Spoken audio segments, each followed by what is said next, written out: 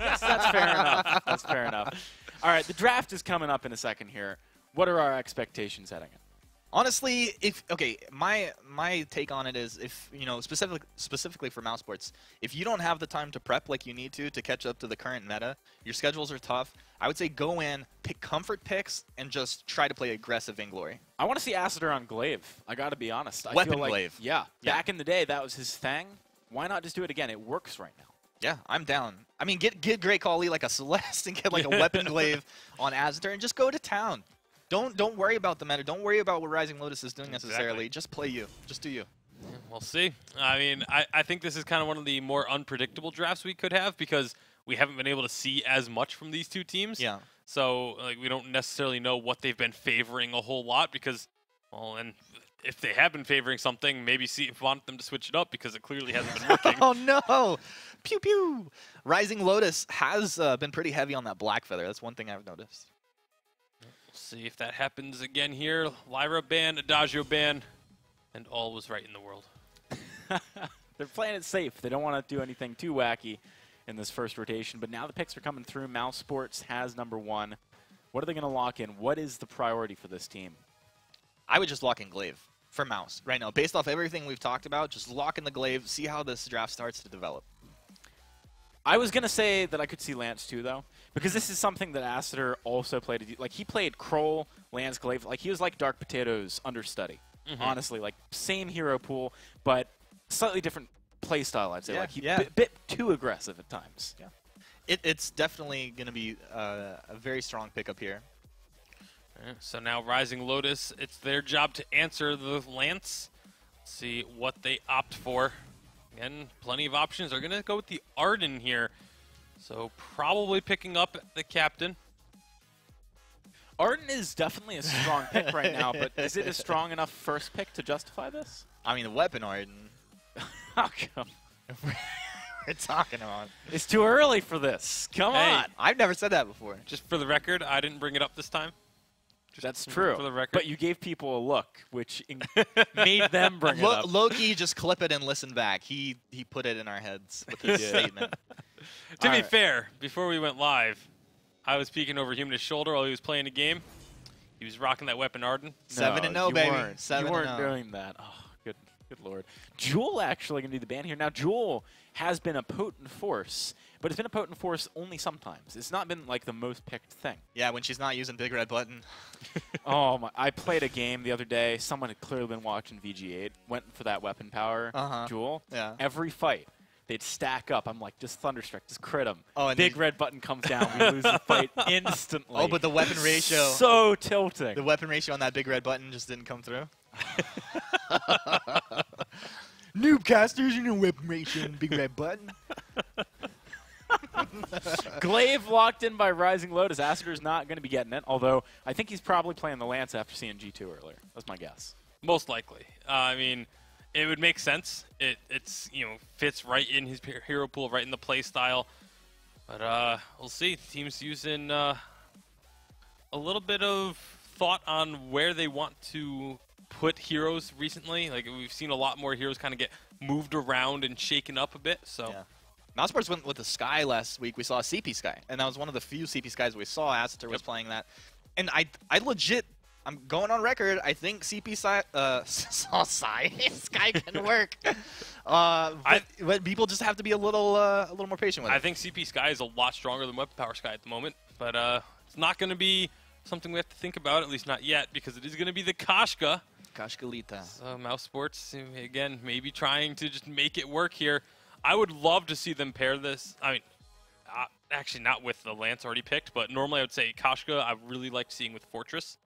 I feel like that just makes that pick just really shine. But as far as the Glaive build, before the Kashka came out, I would have said Utility Glaive would have been fine. I would like to see a Weapon Glaive here, though, just because the Arden Weapon Glaive really can go toe-to-toe with Kashka, especially early.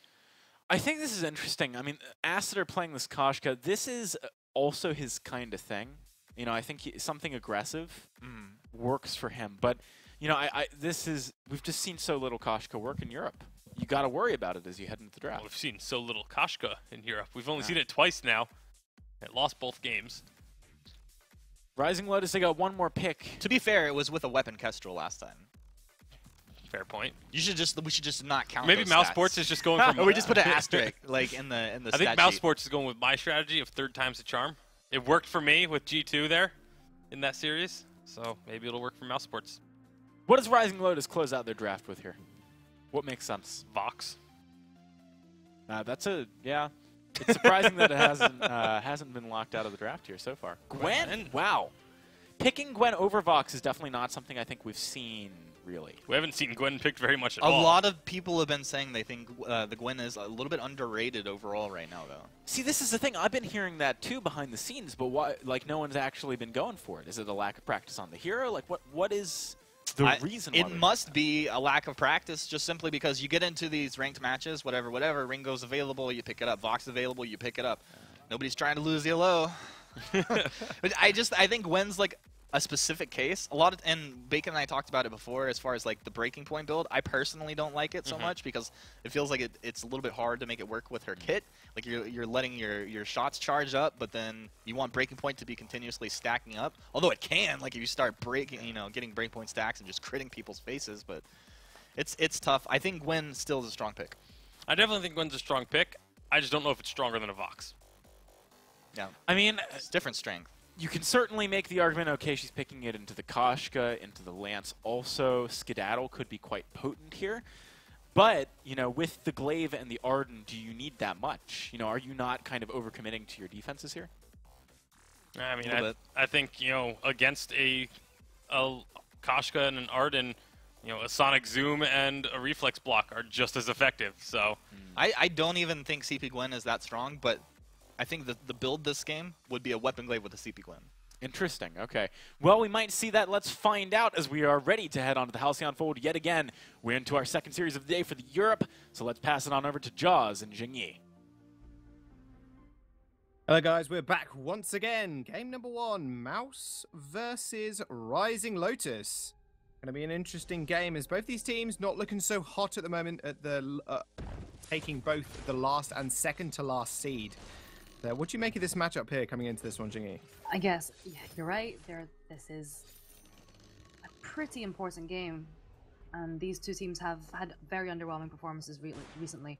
But one thing that we can say is that they have everything to fight for in this matchup. Actually, Loer, ooh, just want to get away there. Wow, yeah. She's got everything to fight for at the moment. Her life specifically, Loer is going to be able to get away, though. Emma King already being very, very, very aggressive. Great Kali as well, just following up on that damage. And what do you think of this Gwen pick coming into something like this Ringo? Personally, I prefer the Ringo. The range is better. I like the kit more. I know Loer on that Gwen. It does have that Skedaddle. Oh, Skedaddle! As Emma King goes down, ends up getting picked up by Agony, but it's going to get traded across. Scorpybro is going to be able to pick up a kill. Might be able to just run down Hell's Devils here. He's going to be able to get away, but no, Scorpybro goes under the turret. Almost goes down. There we go. Loer picks up the kill with the final auto attack. Does pick up 1 on the board. That will make it 2 for Rising Lotus. But Great Kali doesn't really seem to care about the turret whatsoever and picks up the Gwen kill as well. Loer going down, and that's the 2-for-2 trade in 2 minutes. Interesting turn of events at the start of the game. Very interesting turn of events. Like I was saying before, I actually prefer the Ringo to the Gwen. Like Humana said, I think part of the reason that they haven't practiced, oh great, Kali, are you going to escape? Whoa, okay, he's fine. It's all good. We can just relax. We can relax. Take a deep breath in and out. Much better. I think Great Kali's recovered as well. Loer is not. No. Skedaddle. See you later. There you go. She's good. We're all Yes, good. Hell's exactly. Devils, though.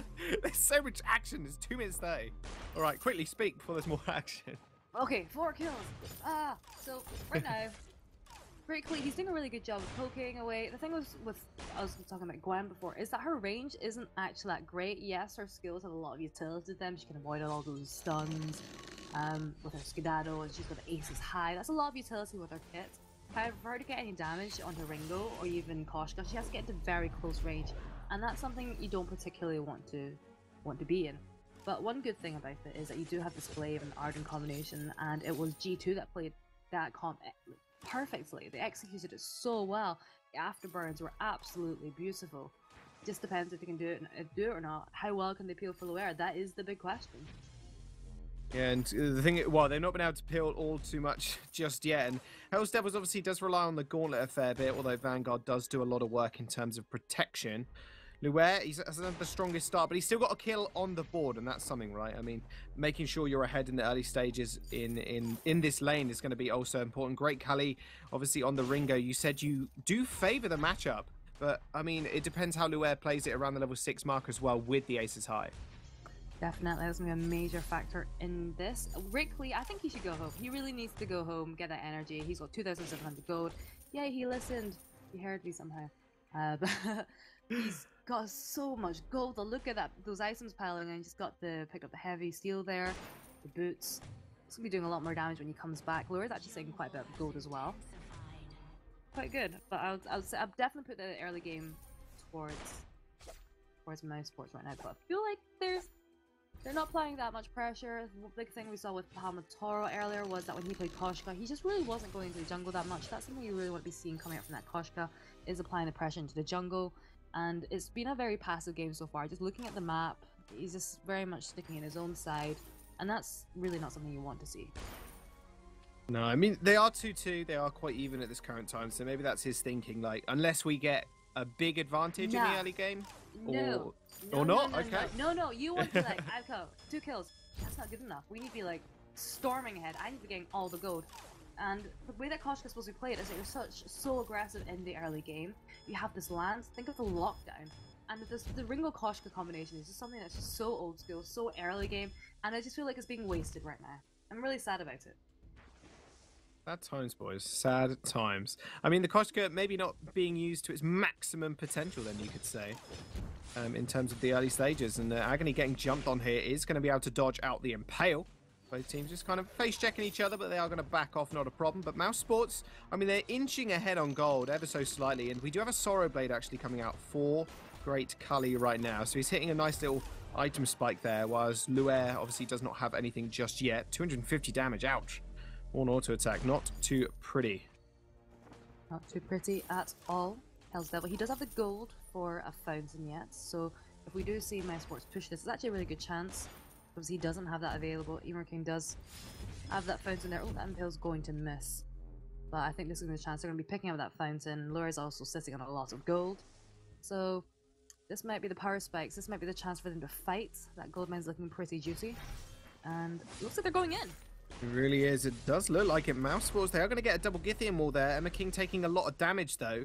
Luer not at that level 6 right now, so can't really follow up with the aces high.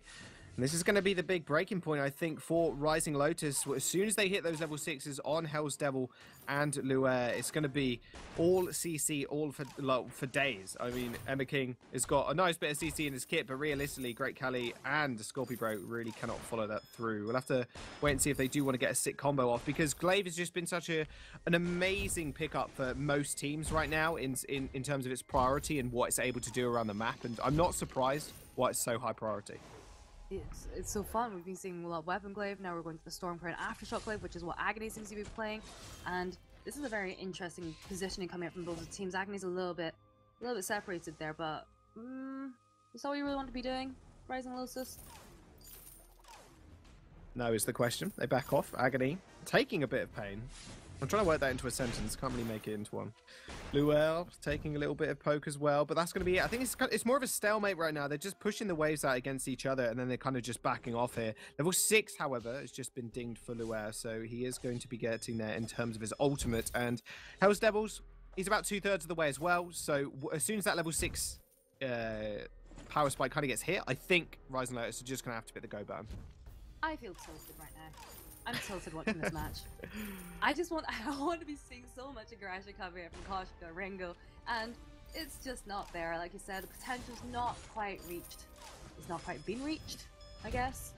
We're still in the early game, I'll say, and the Yummy Cat of Frenzy's been there for a few minutes, not been used. We've not been seeing these super aggressive fights. There's definitely been opportunities where they could have picked the fights, but they just backed away each time, and this is... There's a time and a place to be cautious, and I feel like right now is not one of them. Yeah, I mean, Mousesports, they have a lot of early game CC in the form of Emma King, right? And they do have Scorpibro doing an absolute ton of damage too. So I completely agree. I mean, Mousesports, I'm surprised they haven't just tried to invade Agony as much as they possibly can. Breaking Point is going to come out for Great Kali though, and Lure alike. So they're going to be hitting a nice little power spike there. Hell's Devils has got the gauntlet available to him. Doesn't get impaled. Lure is going to get jumped on by Scorpibro. Has got the Skedaddle available. Aces High does hit. And there comes the gauntlet. Scorpibro going to take him really low here. Hell's Devils as well. But no, it's going to be a 1-for-1 trade so far with Lure actually picking up another kill.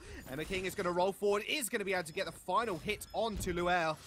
And he is almost going to get taken out here. I can imagine Agony is going to be able to pick up this kill. Afterburn in a 1 second. Cannot follow that one up. Hasn't got enough energy, but 2 for 2 trade yet again.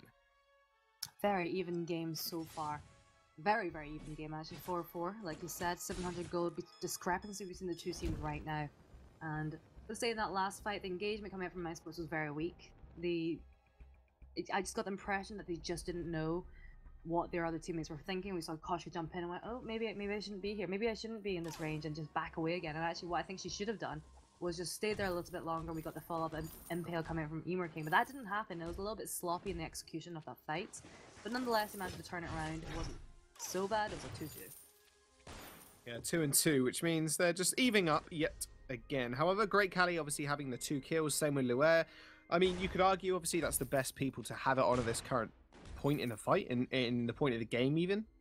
With Atlas Pauldron as well coming through for Emma King. A very, very slow start, but the fights have been explosive. That's all we can say, really. I mean, do you think it's down to kind of positioning of Mousesports, or do they kind of need to set up a trap in terms of how they actually initiate? I think in terms of how to initiate, so right now, Lure does not have that reflex block. That is because he does have that Skedaddle available. But what I want to be seeing... He does Skedaddle out of that one. Nice impale from Emma King. Aces High does land on the back line. Here comes Agony with the... Oh my goodness, that afterburn. That did a lot of damage. Does manage to take out Great Kali. Kind of out of nowhere. Scorpibro is off to the sidelines here. Does manage to get a bit of damage down to Agony, but no, gets hunted straight back into Lure. Does manage to pick him up. Gauntlet goes down as well. Emma King is going to get locked up. They are going to just go straight under the tower and dive it.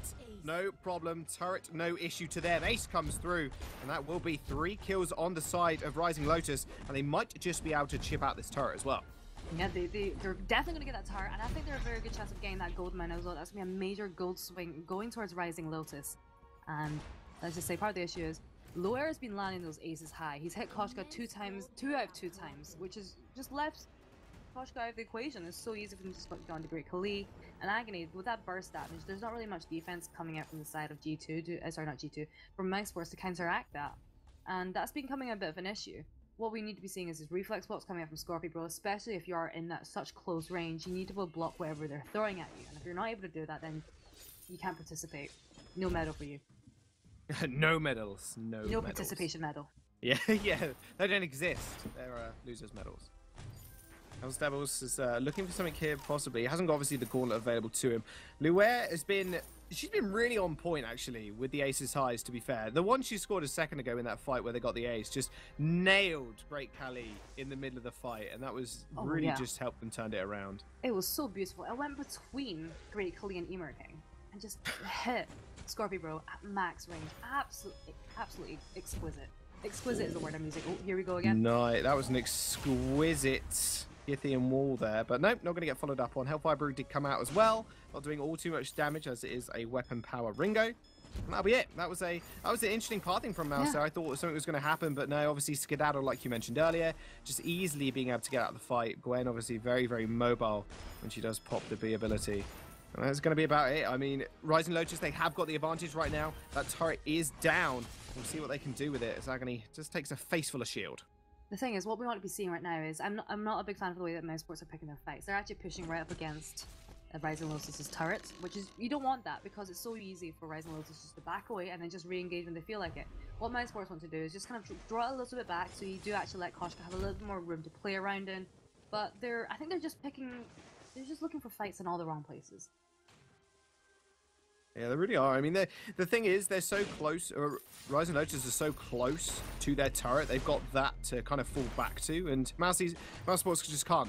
They just can't do it. They can't engage because if they do and they get turret aggro, they're going to take a whole bunch of damage from that as well. And realistically, Rising Lotus are going to be able to follow up because Lua's just been playing so safely and just knowing that Aces High is there and the Skedaddle was there as well. However, taking a lot of damage from the sidelines, Great Khali is going to be able to get an Achilles shot off, and Lua is going to fall fairly low, but the thing is you've got to keep in mind, Hell's Devil still has the fountain available. Yes, he does. They both have that fountain available, and actually Hell's Devil also has that gauntlet on top. Oh, Emerking, you missed! That's not what you want to be doing. The one thing I have to say is that Great Khali, very well known for his Ringo. That's always one of the heroes that he's been very strong on, just throughout the past few seasons. I think there are the past few championships as well. The only issue I have. So, if you look at the win rates coming out from Lance, they're actually very woeful for Europe, and I think Dark Potato is the only person that's really found a lot of success with Lance, and Lance has been this priority pick but just hasn't really worked, and you can kind of see why. Oh, that's blocked! Whoa. What a waste of all the skills. That was close. They almost got impaled there as well. Nice little happy feet does manage to get out of the way. And yeah, definitely, I mean, Dark Potato definitely showed what they could do on the Lance, right? Those last 3 games were absolutely spectacular from the Lance pick. But this one, I mean, King just maybe not showing up on it all too much. Obviously, he's not playing the jungle Lance, so obviously he hasn't got the damage to kind of follow through with. But that's what you got to rely on Scorpio Bro and Great Khali for, is that damage follow-up. But they just can't seem to find the fights. But Rising Lotus, they seem to be playing a little bit more scared than they maybe ought to, just because they got this advantage as well. Yes. Indeed, I absolutely agree, and you can say that for both of the teams actually. But Rising Lotus, I would say that they have the late game advantage, and they are being very, very cautious. But I think what we can say is that this is the bottom team and the second bottom team playing against each other, and everything is at stake for them. There is a risk that they go down to the Challenger Series. They don't want that happening, so maybe that's why they're being a little bit cautious. So I think that's one argument for it. Yeah, most definitely. Don't want to lose that lead and just make just off one mistake, and that's all it takes really. If Scorpio Bro does manage to get onto Lua, it's going to be bad news for Rising Lotus basically. Kraken is on the field now. I was going to say fold and then field at the same time. It kind of mixed together. And Mouse continually pushing up the lane, and Rising Lotus just not really doing all too much. Getting a wall from King is going to shunt Hell's Devils back. Lua is going to be there as well. Does pop the infusion. That's a lot of damage down onto King now. Gauntlet is available. Aces High straight again onto Scorpio Bro. There we go. The Gauntlet comes down, but it's going to be a little bit too late for Mousesports to even do anything. Triple kill comes through for Lua. They just got absolutely disintegrated, and Rising Lotus finally picking out that ball and running with it. Yeah, definitely. And part of the reason is I don't think King should not be going for those impels under turrets, because if he misses, he's stuck under turret. And even if he doesn't miss, there's not much follow-up that you can see coming up from Great Khali and King. And Scorpio Bro, he's got that reflex block, doesn't seem to be working against the Aces High coming up from Lua. So I think that's 3 out of 3 times now, and they've been pretty good Aces High. Like, they're not that easy to land, and he's just getting hit with it every single time. I just think Koshka's just lacked a certain something. That's just not working. Yeah, Koshka's just not working this game for me.